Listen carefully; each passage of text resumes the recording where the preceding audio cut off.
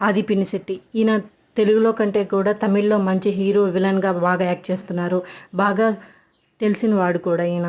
తెలుగులో అయితే వైశాలి మూవీతో ఒక క్రేజ్ తెచ్చుకున్నారు. తర్వాత అడపదడప చిన్న సినిమాలు చేసినా సరే అల్లు అర్జున్తో రామ్ చరణ్తో మంచి హిట్ పే అయింది వీళ్ళ మూవీ. ఆది పినిశెట్టి ఇప్పుడు శబ్ద మూవీతో మన ముందుకు రాబోతున్నారు. అంతేకాదు ఈ మూవీ వైశాలి మూవీకి కొంచెం సీక్వెల్గా ఉంటుందంటూ చెప్పుకొచ్చారు ఆది పినిశెట్టి. ఆది పినిశెట్టికి మాత్రం ఇటు హీరోగాను విలన్ గాను 2 పాత్రలు ఎట్ ఎ టైంలో చేయగలుగుతున్నారు. ఆయన మాత్రమే కిక్ అవుతుంది ఏ సినిమా అయినా సరే. ఆయన నిక్కీ అనే హీరోయిన్ని పెళ్లి చేసుకున్నారు. ఆమె కూడా తమిళ్లో మంచి హీరోయిన్. తెలుగులో ఆమె 1-2 సినిమాలు చేసినా అంత క్రేజ్ తీసుకురాలేదు ఆమె మూవీస్కి మాత్రం.